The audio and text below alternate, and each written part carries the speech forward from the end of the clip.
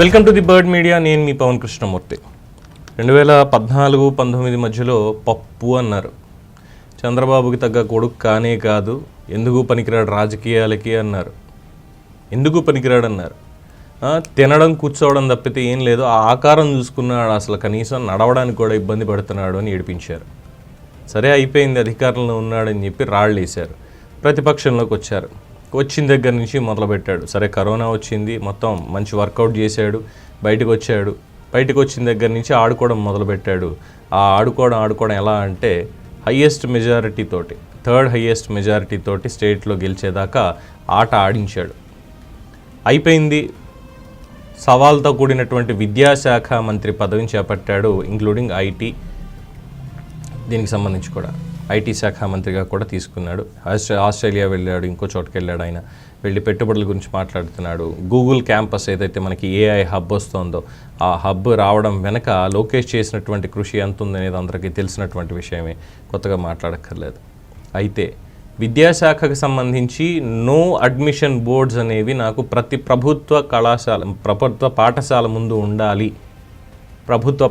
ముందు ఉండాలి అనేది నా డ్రీమ్. నేను దాని గురించి మాత్రమే పనిచేస్తున్నానని చెప్పేటువంటి నారా లోకేష్ నిజంగా దాని గురించి పనిచేస్తున్నారా?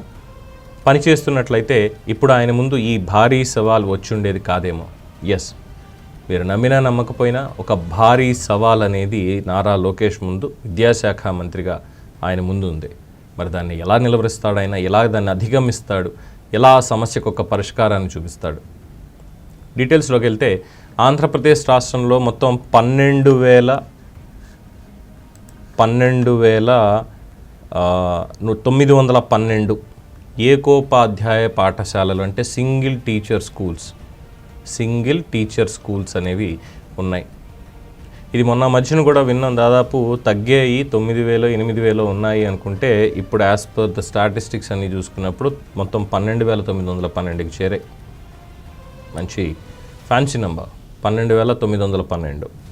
సో వైసీపీ అధికారంలోకి రాకముందంటే 2014-19 మధ్యకాలంలో 7,000 ఈ పాఠశాలల సంఖ్య 7,000, ఇప్పుడు 12,000కి చేరింది. కేవలం ఈ ఏడాదిన్నరలోనే టీచర్లకి ఇదైపోయిందా అంటే డెఫినెట్గా కాదు. తిలా పాపం తలా పిడికెడు అన్నట్టుగా గత 5 ఏళ్లలో తీసుకొచ్చినటువంటి సంస్కరణలు అనుకోండి, ఇంకోటి అనుకోండి, వాటి నేపథ్యంలో కూడా ఈ ఏకోపాధ్యాయ పాఠశాలలు అనేటువంటివి చాలానే మిగిలిపోయాయి.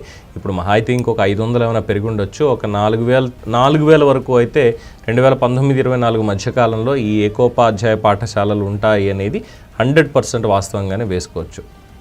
కేవలం ఏడాదిన్నరలోనే ఇదంతా అయిపోయింది అనడానికి అసలు సమస్య లేదు, స్టాటిస్టికల్గా కూడా.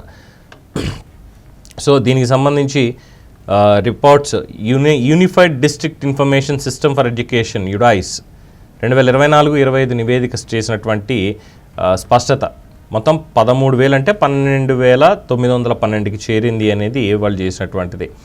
వైసీపీ ప్రభుత్వం అధికారంలోకి వచ్చే నాటికి 7,000 లోపు ఏకోపాధ్యాయ పాఠశాలలు ఉంటే 2024-25 విద్యా సంవత్సరానికి 12,912కి ఎగబాకింది. గత విద్యా సంవత్సరంలో కేవలం 197,113 మంది విద్యార్థులు మాత్రమే చదువుకున్నారు ఈ పాఠశాలల్లో. అంటే ఒక్కో పాఠశాలకి సగటున 15 మంది విద్యార్థులే ఉన్నారు. ఇక ఇదే సమయంలో రాష్ట్ర వ్యాప్తంగా ఉన్న మొత్తం 61,317 పాఠశాలలు, జూనియర్ కాలేజీలను పరిగణలోకి తీసుకుంటే 1 నుంచి 12వ తరగతి వరకు 84.5 లక్షల మంది విద్యార్థులు ఉన్నారు. దీని ప్రకారం రాష్ట్రంలో ప్రతి విద్యాసంస్థలో సగటున 138 మంది విద్యార్థులుంటే ఏకోపాధ్యాయ పాఠశాలల్లో మాత్రం ఈ సంఖ్య 15కే పరిమితం కావడం గమనార్హం. అంటే 15 మందికి ఒక టీచర్ కింద చెప్పుకోవచ్చు, పర్వాలేదు. బట్ ఇది కూడా ఆ రోజు తీసుకున్నటువంటి మున్సిపల్ స్కూల్స్, కిలోమీటర్స్ డిస్టెన్స్ ఇవన్నీ పెట్టారు సారా, వీటికి సంబంధించినటువంటి దాంట్లోనే ఇలా ఒక్కొక్క స్కూళ్ళలో మొత్తం 12,000 పాఠశాలల్లో ఒక్కళ్ళే ఉపాధ్యాయులు, కేవలం పాఠశాలకి 15 మంది మాత్రమే విద్యార్థులు ఉన్నారు. ఇది ఒక రకంగా నిజంగానే భారీ సమస్యగానే చెప్పుకోవచ్చు. అలాగే యుడైస్ నివేదిక ప్రకారం రాష్ట్రంలో పాఠశాలలో విద్యార్థుల సంఖ్య ఆందోళనకరంగా ఉన్నట్టుగా చెప్తున్నారు.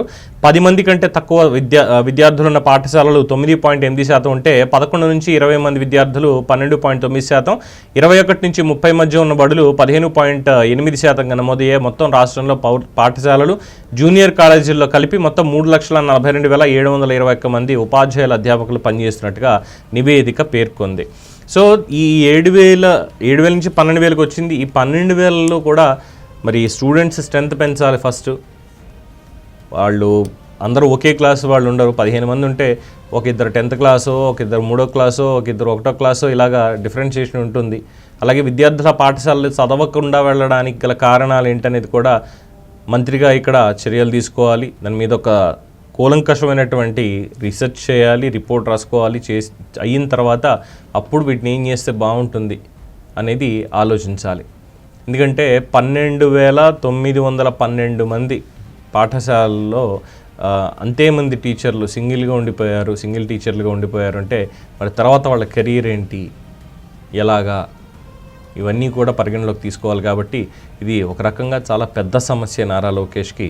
మరి దీని మీద ఆయన స్పందన ఎలా ఉంటుంది, ఆయన కార్యాచరణ ఏ విధంగా ఉంటుంది? ఎందుకంటే డిఎస్సి ఇచ్చారు, మెగా డిఎస్సి మీద సంతకం పెట్టి మొట్టమొదటి రోజునే ప్రమాణ స్వీకారానికి తదుపరి డిఎస్సి ఇచ్చారు. కాలగమనంలో కాస్త ఇబ్బందులు తలెత్తినా మొత్తం అన్ని క్లియర్ చేసి న్యాయపరంగా ఎటువంటి ఇబ్బంది రాకుండా చేసి డిఎస్సిని క్లియర్ చేశారు. మొత్తం 16,000 మందికి.